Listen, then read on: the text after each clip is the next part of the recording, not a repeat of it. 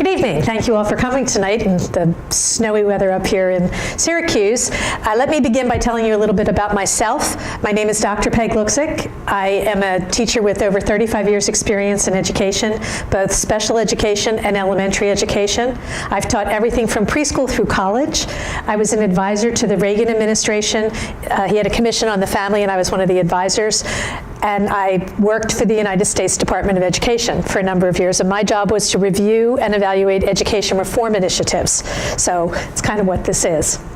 The screen is more important than I am, so I'm prettier, but look at the screen because that's going to give you actually the information that you need. This has a long history, but we don't want to be here forever, so we're going to start in the 1980s. In 1989, President George Bush the Sr. held an education summit with the National Governors Association, and the head of the Governors Association at that time was a man named William Clinton. At that summit, they came up with an education plan, and that's when they decided to break local control and set national education goals. That summit eventually led to federal legislation called Goals 2000. It was passed when President Clinton was in office, but that demanded that the states write all of the hundreds of standards that we're seeing. So when people talk about the states having standards, that's because the federal government required them to do that. This has been a federal mandate from the beginning. The feds forced the states into writing the hundreds and hundreds of standards that then later they complained about. Goals 2000 was vigorously opposed all across the country, and so it had no teeth. If states didn't comply, if school districts didn't meet the goals, there were no penalties. That changed with the passage of No Child Left Behind in 2001. Now, there is no role for the federal government in education, according to our Constitution. If you read the Constitution, you won't see the word education. So the way the federal government gets around that is they make money available to the states. And here's the money, and the state can volunteer to take the money. If they volunteer to take the money, then they're volunteering to live by all of the requirements of the money. But since the state is volunteering, that's how they get around the constitutional proscription. The first time that the federal government offered lots and lots of money to the states in education was in the 1960s. Lyndon Johnson was president. The legislation was called the Elementary and Secondary Education Act. It was 32 pages long. That made money available as part of the war on poverty. So the states turned in their poverty figures, and then they got money based on those figures. When the federal government makes money available to the states, you get this much money for this many years. When that many years is over, the money runs out. So the federal government either has to reauthorize the program and make more money available, or the program dies. The Elementary and Secondary Education Act has been reauthorized multiple times since 1965. The 2001 reauthorization was called No Child Left Behind. This year it was reauthorized again, and it was called the Every Student Succeeds Act. No Child Left Behind said that the states had to create plans that included content standards and achievement standards. What's the difference? A content standard says this is what the school must teach. An achievement standard says this is what a child must learn. It was a mandate from the federal government to the individual child. To put that in perspective, let's move it to healthcare. A content standard. Every doctor must give all of their diabetic patients this much insulin. An achievement standard. Everybody in this room has to have the same blood pressure. Can I mandate that you all have the same blood pressure? Of course, well, I can, but that's not going to make it happen. Your ability to learn is as unique as your blood pressure. Yet the federal government attempted, through this legislation, to mandate achievement. The states were told that they had to have these standards. They had to apply to every public school child in the state in math and reading and eventually science. The states had to set up levels of achievement. The highest level was called advanced, proficient, which would be passing. Basic was like a C- or a D. You knew something, you weren't actually failing, but you really didn't know what it was. The States then were required every year to show that the kids were making progress based on state assessment tests, and the legislation mandated that by the close of the 2013-2014 school year, every state demonstrate that 100% of the students in that state were proficient in math and in English language arts by a state assessment. So the states had to create these state assessments, and they gave them, No Child Left Behind mandated how often they had to be given, and then there was a timeline, and every year the state had to get closer to that 100% standard. But the states could define proficient however they wanted. Now, No Child Left Behind has died. This year, or actually last year, the U.S. government reauthorized that original Elementary and Secondary Education Act. It was called the Every Student Succeeds Act, or ESSA. So what are the differences? Because what you are told is it got rid of a lot of federal mandates, it returned control to the states. So let's look at it. The No Child Left Behind said that between grades 3 and 5 there had to be one test. Now many states did annual testing, but in fact No Child Left Behind didn't require that. It only required one test in math and in English. The Elementary and Secondary Education Act requires a test every year, so that's 3 tests instead of 1. No Child Left Behind said between grades 6 and 9, 1 test was required. The Elementary and Secondary Education Act said no, 3 tests, 1 in grade 6, grade 7, and grade 8. And then No Child Left Behind said 1 in high school, and Every Student Succeeds said 1 in high school. So the mandated number of by the federal government in No Child Left Behind was 3, but Every Student Succeeds mandates 7 tests. So that's an increase in the federally mandated testing requirements. No Child Left Behind said there had to be a 95% participation rate, but the language and the law didn't really talk about parental opt-out. The Every Student Succeeds Act requires now there has to be a state law for parents to opt out or refuse the test. The language actually says there has to be a state law, but it says that districts are penalized if parents have an opt-out rate of more than 5%. In fact, the U.S. Department of Education just put out a letter at the end of December, and I have a copy here if you'd like to see it at the end, where they tell the states all about what they have to do to force the 95% participation and all of the punishments that will happen if they don't comply. So if your state says that you can opt out and a parent exercises their legal right, the U.S. Department of Education is saying we will punish your district if parents exercise their legal right to be parents. That is not less federal control, that is more federal control. The testing time in No Child Left Behind, there were no limits in the legislation.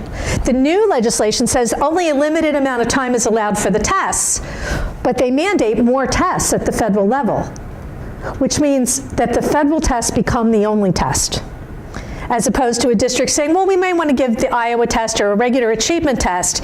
If we're going to mandate more tests and then limit how much testing you're allowed to take, then my tests become the tests, which means no other measurement option becomes available to parents. The No Child Left Behind mandated 100% proficiency. The new legislation doesn't mandate 100% proficiency, but it does say that every state has to show that the children have improved on the tests every year. So it's mandatory improvement. That's still a federally mandated achievement standard. We're going to mandate learning. So since the tests are so important, why don't we talk about the tests? How do you know how you did on a test? You look at the score. Now, most of us are used to looking at a raw score. A raw score is, there's this many questions in the test, you got this many right and this many wrong. It would say 18 out of 20, or 60%, or 90%, or 95%. Your spelling test pretty much was a raw score. There's no error of measurement in a raw score.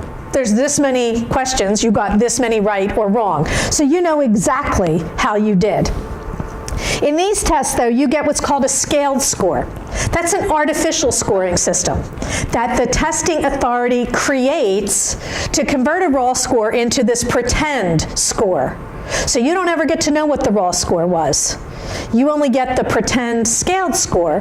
And so the first thing you need to know is that there's an error of measurement, because if I convert one number to another and it's not a straight conversion, there's going to be some measuring error, conversion error in my process. So if we look, for example, at the ACT, which is a test that many people take, and this is their technical manual, what their technical manual says is that the error of measurement in the ACT should be as close as possible to 2 points with a 68% certainty. What does that mean? That means if you got a score of 30 on the ACT, you really got a score somewhere between 28 and 32, they're pretty sure. But they're not really sure, because they're only 68% certain. They're only pretty sure. So when testing entities, or for example states, like Kentucky's one of the states that is, they were one of the first to implement Common Core, and they vigorously defend it across the country, and they point to tests like the ACT, and they say, our scores went up. So I went and looked at Kentucky's scores. They went up by 1/10 of a point over 5 years in a test where the error of measurement is plus or minus 2, which means the score didn't change. So the first thing you have to know in looking at these tests is, what's the error of measurement? And you need to remember that the scaled score doesn't mean anything. So for example, if you have kids and they took the ACT, the score is 20, 25, 30. They take the SAT, the score is 600, 700, 800 in a given subject area. Those show the same level of achievement, but obviously the numbers aren't the same. So the scaled score is pretend. It's just a pretend number that the people who created the test invented and then assigned a value of a level of achievement to it, but you don't know what that level is, because they never give you the raw score underneath. The next thing you need to know about the tests is, are they valid? And we hear about how, because these tests are very important, they're used for promotion in some states, they're used to determine if the child moves forward or if they need to go into intervention services. They are used to determine whether or not teachers are evaluated. Here in New York, your governor recently said, well, we won't really, we'll have a panel to talk about not using them for teacher evaluation for a few years. That's not never. We want to see if we can quiet the opposition. So if we're going to use these tests for high stakes, in other words, there's going to be a consequence, we need to know that they're valid. What does valid mean? Valid means that it's testing what it says it's testing and nothing else. I can step on my bathroom scale every day, and every day I get on my bathroom scale and it says 110, and I say, yippee skip. And then I go to the doctor's and I step on his scale that has the real weights, and it doesn't say that number. My scale wasn't valid because it didn't correctly measure. It didn't measure what it said it was going to measure, which was my weight. So, are these tests valid? We're going to skip that. One of the things that happens in the testing is kids walk into the classrooms. We don't know if that child was sick. We don't know if their dog died last night. We don't know if their parents are in the middle of a divorce. We don't know if they didn't get breakfast. So they take the test, and we get a score back. But nobody knows for any given score, what are we measuring? There was a teacher right here in Rochester who was at a public event and stood up and talked about how one of the children in her classroom had seen her mother shot on the front porch of her home in a drive-by drug-related shooting. The mother was not involved in the drugs, she was just a drive-by. And you expect that little girl to take a test and think it's going to mean anything after watching her mother die in front of her on the front porch of her home? But you don't know which kids they are. So when you look at that score, is it really their math score? Or did you just measure the fact that their dog died last night? Now, in any given testing population, about 10% of the kids will have one of those extra factors, except when children live in poverty. As the socioeconomic level of the children goes down, that extraneous factor goes up, because children who live in poverty are more likely to have an undiagnosed illness, or didn't get breakfast, or maybe dinner, or didn't get sleep the night before, or had upheaval in their family. So we are testing poverty, not achievement. Now, Is that just my opinion? No. This document, Incentives and Test-Based Accountability, is actually from the National Research Council, which is part of the National Academy's Press. It's out of Washington, D.C. It's one of the federal think tanks. And they talk about tests. And what they say is test scores will differ from one occasion to another, even though the test taker's proficiency didn't change, because of the questions, because of any testing content, and because of the test taker. So these tests should not be considered true scores. They should be considered estimates. In other words, it's one measurement among many, and we should consider it as one measurement among many. And we've always known that. This is not new information. Similarly, the National Assessment for Educational Progress, which is a congressionally mandated test given across the country, says when you interpret these, you need to take into consideration the socioeconomic and educational factors that can impact performance. We've always known that these tests are not valid. We've always known in educational testing experts that these tests don't really measure achievement necessarily. And you've always known it too. Remember when you or your children took the SATs? How many scores did you have to send to the college? At least 2. You had to send every college at least 2 scores. Why? Because one might be a fluke. They knew these are not actual measurements. They're indicators. And yet in this system, we treat that state assessment as if it's made of gold. We talked about the connection with poverty. This is actually from the USA Today, and what they say is they talked about all of the international tests and how American students did so poorly, especially as compared to Finland, which does very well. But the article says only 5% of the children in Finland live in poverty. So what these 2 researchers from Columbia University did was they went through the test results and they removed any American district with a poverty level of more than 20%. So that still cuts in Finland's favor.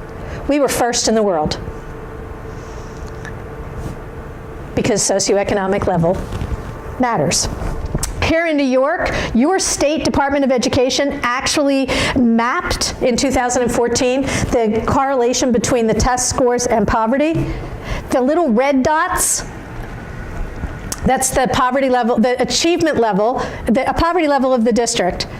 Here's the achievement level of the kids. As the poverty level grew, achievement dropped. And it's almost an exact correlation. This is English language arts.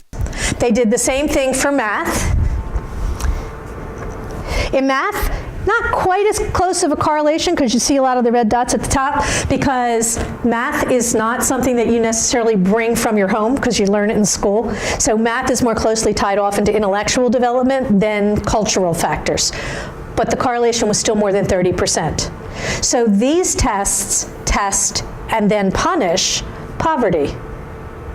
Yet we want to close the achievement gap. The tests are what are called criterion reference tests, and if you've been involved in this, you'll hear them talk about it. In a criterion reference test, there's a right answer and a wrong answer. The other kind of testing is a norm reference test. That's testing on the curve. You know, you hoped everybody flunked and you hated the kid who got a 95% because then it moved the A way up higher. Criterion reference test is like your spelling test. If everybody spells all the words correctly, everybody gets 100. If everybody spells them wrong, everybody gets a 0. You're judged against the information content, against the criterion. In this system of testing, though, what the states did, and you've seen this because your kids got these papers, little Johnny was proficient. So instead of them, when you took the state assessment, saying little Johnny got 6 out of 10 correct, the state told you whether or not little Johnny was proficient. And in order to be proficient, he had to get what's called the cut score. Like in football, you make the cut or you don't. So here in New York, it's like a 1 through 4 or 1 through 5 scale. And so if you were 2, you were proficient, above a 2 or above a 3. That was the cut score. A cut score is a pretend number. Usually you get to know this many children were proficient. You don't get to know what the number means. You just get to know who was proficient. Well, how do they set a cut scores? This is from the Educational Testing Service. It's their own primer on cut scores. And they begin by saying that you make adjustments that increase the likelihood that the cut scores will support the purpose of the assessment. In other words, what do I want this assessment to say? I'll move the cut score to make it say that. The document goes on to say exactly that. There's no objective method. Everything is a subjective judgment of whoever is setting the standards, and that people disagree. There's no way to avoid the disagreement. It's totally based on the opinion of the judges. What do they want the test to say? The document concludes by saying it's impossible to prove that a cut score is correct. So, here in America, this is a study from Princeton University. So the SAT, you make it or not, and you get these artificial scores. Researchers from Princeton found that some of the colleges, especially the elite ones, if African American students took the SAT, they added 250 points to their score. If Hispanic students took the test, they added 185, but if Asian Americans took the test, they subtracted 50. And there was actually an article in the Los Angeles paper about it, where they explained this to Asian American parents and said, well, see, the goal of the score, because remember you adjust the score to meet your policy, the goal of the score was diversity, and they said if we didn't do that, 4 out of every 5 admittees would be Asian Americans, and didn't these Asian American parents think this was terrible? They actually didn't. They wanted their children to get what they earned. Now, we can debate that forever, but the point is, you didn't know that, did you? So when you looked at that score, you thought it was actually showing an achievement level, and it wasn't. It had been manipulated because you didn't get the raw data. Here in New York, this is how you guys set your cut score. So a 3 was the cut score, 2 wasn't good, not proficient, and a 3 was proficient in your last exams. And this was an article that was written 95. Educators came together. They had to sign confidentiality agreements, but people didn't really like what happened to the scores in the New York test. And so this newspaper guy went back and interviewed them. And what they said was, it was not described. The panelists set the cut scores after they had the raw data. So they didn't say this is good enough and then we measure the students to see if they met it. All the kids took the test and then they got it and said, well, if we put the cut score here, this many children will pass. If we put the cut score here, this many children will pass. So they could manipulate it. And what they said was, Pearson, that's the company that you sign the contract with to do the test. They're also the company that provides remediation materials to children that don't pass. And the teacher said, we all knew that most of the student scores would be substandard because the process was manipulated in order to get the predetermined outcome. But again, parents didn't know that. In the test itself, and you're a Park State, starting in grades 6 and 7, they can use a calculator when they take the math test, which means all they have to be able to do is punch a button. And in the writing test, they can use a spell check feature. So if you spell it wrong, a red line comes underneath your thing, and the kid can keep retyping it and retyping it until the little red line disappears. But you, as a parent, and the person doing the scoring, they have no way of knowing if little Johnny took 50 little red lines to figure out how to spell that word correctly, or if he did it himself. In some of the newer tests, there's a glossary feature that if, as the child's reading along, if they don't know the word, they can highlight it with their mouse, and the definition will come up, and if they can't read it, the test will read it to them. But again, you don't know which children those are. So you're not really testing achievement. You're testing poverty, the scores are manipulated, the test is done correctly. In this system, this is how it actually works. So here's Susie Speller, here she is. She's in this teacher, and the teacher decides in the spelling test, we're not going to do actual scores anymore. We're going to use the cut score proficiency mantra. And teacher A thinks that all the children should feel very good about themselves at all times.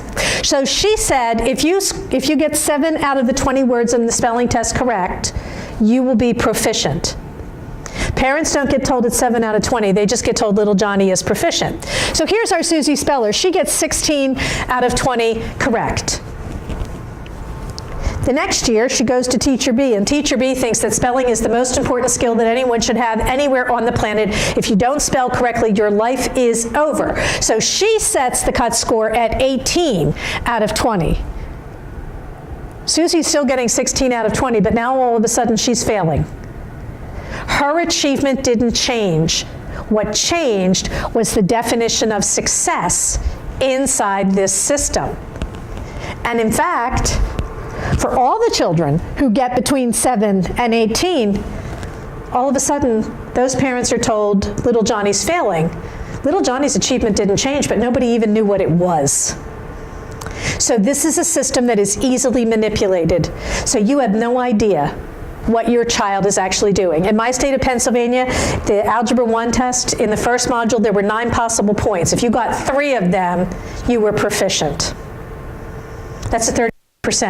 I don't know any parent on the planet who, if little Johnny came home with a 33% on their paper, would say, congratulations, you're proficient. We would use other words. But nobody knew that that's what they were doing. And I debated the Pennsylvania Secretary of Education on television and brought the paper and showed it, and she said it was really not very nice of me to point that out. But she did not refute it.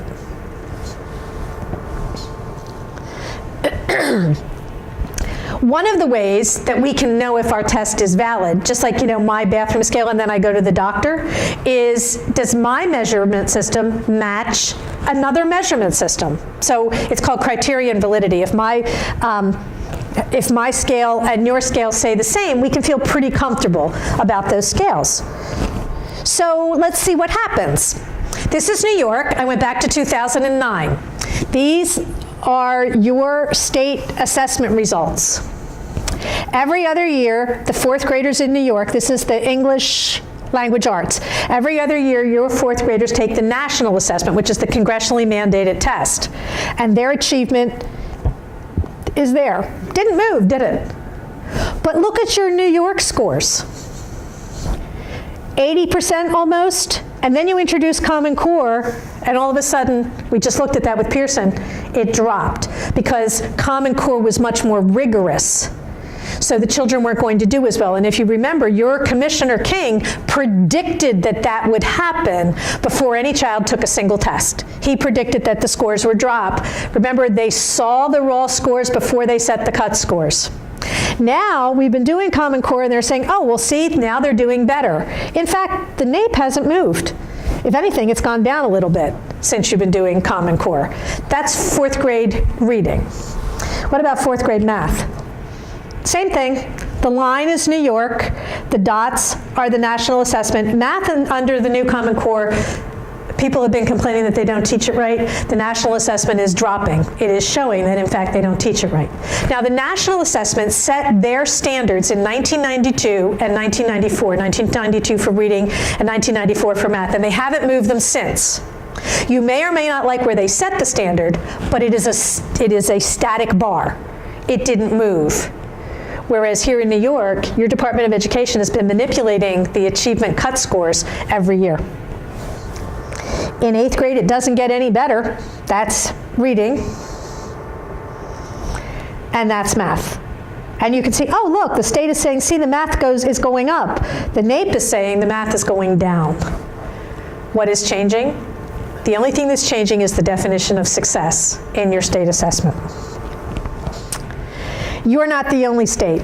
Remember, No Child Left Behind said every state had to show 100% proficiency by the close of the 2013-2014 school year, but the state could define proficient however they wanted. So what did the states do? This brown bar is what you would have to do to be proficient if you took the NAEP. This is basic in the NAEP. That's a C-. This is where every state defined proficient on its state assessment, which is how you wind up with things like in Tennessee, the state reporting that 100% of the children were proficient, and when those same children took the NAEP, 26% of them passed. Not one single state defined proficient at the achievement level that the NAEP used. Only 8 defined proficient at the achievement level the NAEP would call basic, and 42 states defined proficient at a level that the NAEP would call failing. Now, does that mean the states were evil? No. If we told every doctor in the country, all of your patients have to have the same blood pressure, And if they don't meet the proficient level on their blood pressure, you will lose your medical license. But you can set that blood pressure level wherever you want. Where would the doctors put it? At 340 over 250, because then everybody would meet it. It's impossible to mandate achievement. It's impossible to have 100% proficiency.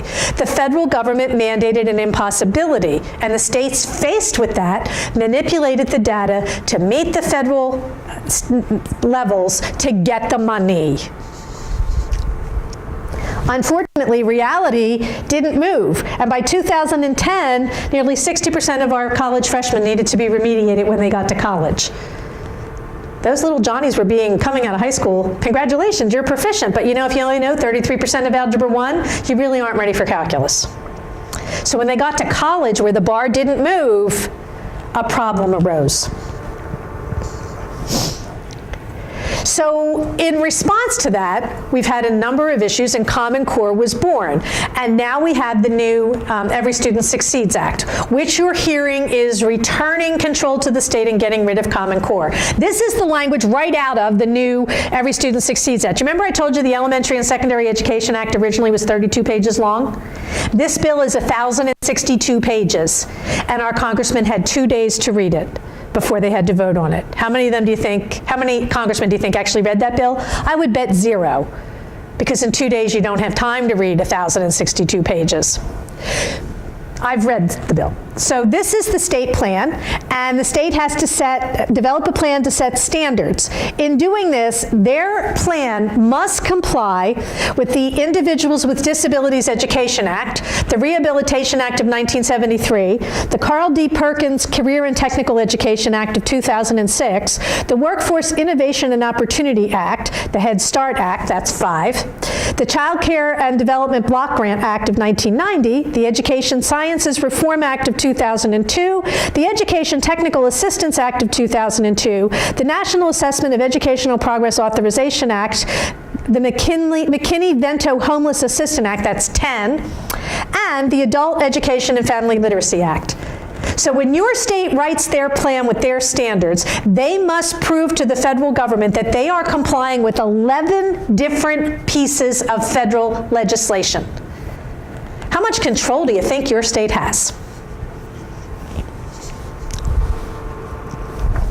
Additionally, you submit your plan, you send it to the secretary. The secretary can only disapprove a plan if the secretary determines that the state fails to meet the plan. The secretary has to tell the state why. The state can change the plan to get the secretary's approval or not, and the state can request a hearing with the secretary, who then can say yes or no. They can't get past the secretary. There's no appeal past the secretary. They can't disagree with the secretary. The U.S. Department of Education's word is final. How much control do you think the state has? In your state plan, and here's the assessments. Now in the language, and when you debate this, what they say is these tests do not evaluate or assess personal or family beliefs and mindsets, attitudes, or disclose personally identifiable information. So you think, oh, they're not testing attitudes. And then you come down here, and it says they must assess higher order thinking skills and understandings. What are higher order thinking skills? Higher order thinking skills come from a guy named Bloom. He was an educational theorist. He wrote what was called Bloom's taxonomy. Here's the level. The lowest level of learning is remembering. You know, you do that when you learn your times tables. As you move up through, these 3 are considered the higher order thinking skills: analyzing, evaluating, and creating. You